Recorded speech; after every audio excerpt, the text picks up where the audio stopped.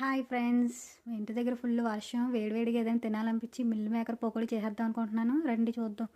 ముందు meal maker తీసుకొని hot water వేసుకొని 2 మినిట్స్ అలా నానబెట్టి ఉంచుకోండి. తర్వాత వాటర్ అంతా పిండేసుకొని ఒక బౌల్లో తీసేసుకోండి. తీసుకొని కొంచెం కారం, కొద్దిగా సాల్ట్,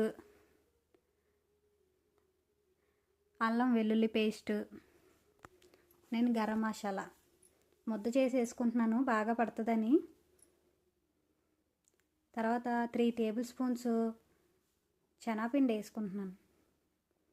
తర్వాత 2 స్పూన్స్ కార్న్ఫ్లోర్, కరివేపాకు కట్ చేసి వేసుకొని ఆ మిశ్రమాన్ని బాగా కలుపుకోండి. కొంచెం వాటర్ వేసుకోండి.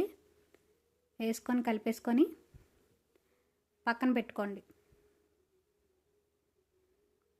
ఒక బౌల్లోకి పల్లీలు తీసుకొని హీట్ చేసుకొని అందులో వేసుకొని వేయించుకోండి.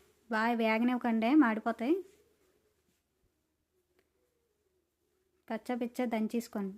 దంచిన దాన్ని మళ్ళీ వేసేసుకొని మళ్ళీ ఒక 2 టైమ్స్ కలిపేసుకోండి. అలాగా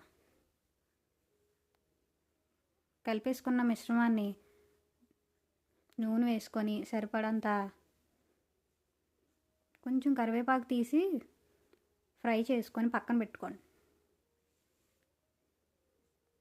కలిపేసిన మిశ్రమాన్ని అందులో వేసేసి వేయించేసుకొని ఓ ప్లేట్లో తీసుకోండి.